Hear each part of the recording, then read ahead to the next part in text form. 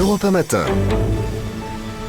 Frappez fort, c'est la une de l'équipe ce matin avec une grande photo de Jo-Wilfried Tsonga qui a 28 ans, a donc une chance historique à saisir face à l'Espagnol David Ferrer pour succéder à Henri Lecomte, dernier Français finaliste des internationaux de France. C'était en 1988. On en parle ce matin avec Patrice Agelower. Bonjour Patrice. Bonjour. Vous étiez l'entraîneur de Yannick Noah en 1983, ça a son importance 30 ans tout juste après, et vous êtes surtout directeur technique national du tennis français. Alors allez, on va pas tout de suite gâcher l'ambiance, mais Patrice Agelower, est-ce qu'on s'enflamme pas un petit peu pour Jo-Wilfried Tsonga, parce que ça va être très très dur quand même tout à l'heure contre Ferrer? Écoutez, je pense qu'on ne s'enflamme pas parce que Joe joue remarquablement bien depuis le début du tournoi.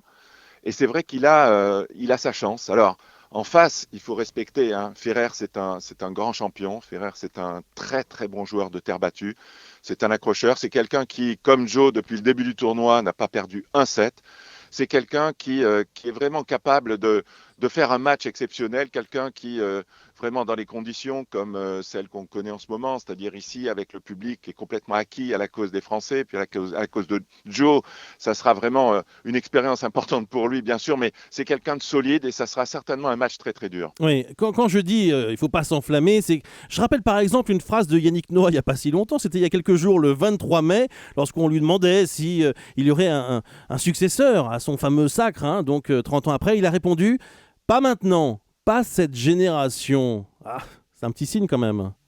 Oui, mais vous savez, il y a effectivement encore deux matchs pour Joe. Ce sont les deux matchs les plus difficiles.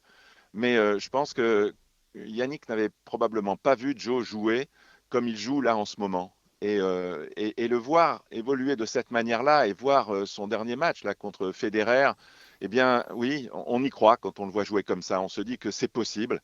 Et je dirais qu'il a les atouts en plus parce que, eh bien, il est arrivé là sans perdre un set, donc il est en pleine forme, il est pas épuisé du tout. Et ça compte. Vous savez, quand vous arrivez sur les deux derniers matchs, il vaut mieux être en pleine forme. Ce matin dans le Figaro, votre prédécesseur, l'ancien directeur technique national Patrice Dominguez, dit que finalement le mot qui définit le mieux Tsonga, c'est le mot travail. Est-ce que vous partagez cette analyse ?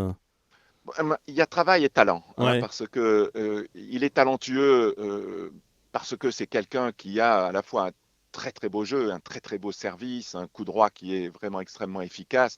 Il a un physique absolument incroyable, et c'est vrai que c'est un bosseur. C'est quelqu'un qui a souffert d'un certain nombre de blessures quand il était junior. Et c'est aujourd'hui, je dirais, qu'il est en pleine possession de ses moyens. Il travaille depuis maintenant plus de 2 ans avec un kiné qui est remarquable, ce qui fait qu'on n'entend plus parler du tout des blessures de Joe. Et voilà, il a accumulé les victoires. Il arrive maintenant à la porte du top 5, des 5 meilleurs joueurs du monde. Et il lui manque une grande, grande victoire. Et vraiment, ça sera le champion que tout le monde attend en France. Bon. Il n'en est plus très loin. Ouais. Bon, il y a 2 matchs, alors, c'est vrai. Vous avez raison, ne nous enflammons pas, 2 matchs très difficiles. Qu'est-ce qu'il doit faire pour gagner tout à l'heure contre un spécialiste de la terre battue, justement? Jouer son jeu. Je crois qu'il ne faut pas faire autre chose que vraiment utiliser ses points forts. Vous savez, c'est quelqu'un qui a dans son tennis l'avantage de jouer avec une puissance étonnante dans tous ses coups. Son service est particulièrement efficace. Ça, c'est sûr qu'il va falloir qu'il passe un maximum de premières balles avec la possibilité de varier son service, utiliser à la fois le service slicé pour trouver des angles ou le service lifté pour faire rebondir cette balle vraiment très haute.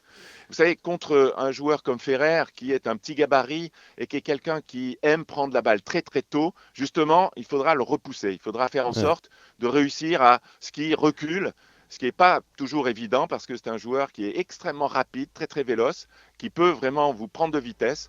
Donc voilà un petit peu la stratégie utilisée, bien sûr pour Joe, son grand coup droit et venir assez souvent à la volée. Un dernier mot, Patrice Agelower, vous qui étiez l'entraîneur de Noah, on l'a dit, en 1983, quel conseil vous aviez donné à Yannick Noah avant sa demi-finale ? Écoutez, je crois que le meilleur conseil qu'on puisse dire à un joueur avant les grands matchs, c'est de rester lui-même. c'est capital et c'est très difficile. Vous savez, il ne faut pas incertainement chercher à en faire trop. On a tendance, quand on est justement soutenu par le public, à vouloir se précipiter, vouloir raccourcir les échanges, vouloir bousculer l'adversaire immédiatement. Je crois que la patience est importante, la sérénité, la tranquillité, la confiance.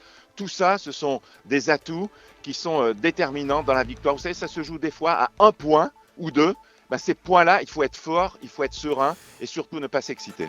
Merci beaucoup Patrice Agelower, merci aussi à Corinne Boulou qui suit évidemment le tournoi de Roland Garros pour Europe 1. Tous derrière Tsonga cet après-midi face à Ferrer.